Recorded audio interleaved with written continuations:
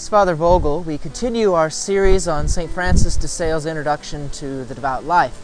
We have been going through part 5, the last part in his book, doing an examination of conscience as part of what he recommends us doing as a yearly examination on our state in life as to how we've been doing with regard to our determination that we want to embark on the devout life. And in the last several chapters, he kind of gave an extended examination. He says in this chapter that, I've treated at great length these points. A mere examination of sins belongs to confessions of those who do not think about making progress. So, he obviously desires, and we desire, to gain in progress in our life following the Lord, and so we need this greater length of an examination. Though in this chapter, he does say that, if it's troublesome for us to consider them so carefully in detail, because as he indicated, we should do, with regard to God, ourselves, and our neighbor in separate instances. Not all at the same time, so that it doesn't become, too long, too lengthy. So in this chapter, he does say, well, we can just simply examine our inclinations overall. You can examine yourself with regard to what you have been and how you have behaved.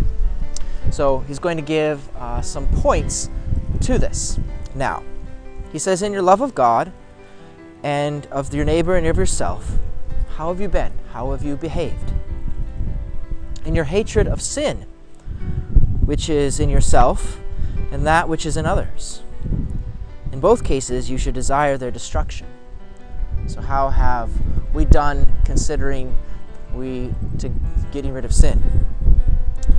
In your fear of the dangers of sinning, and the fear of losing temporal goods, we should fear the former too little, and the latter too much.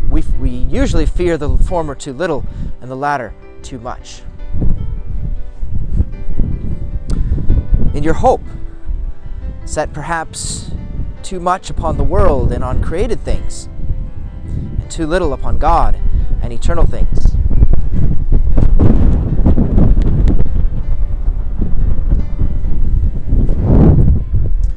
In your sadness, if it is too excessive over vain things.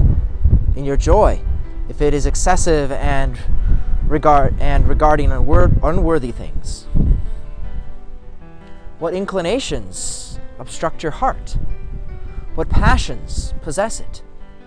Where has it gone most astray?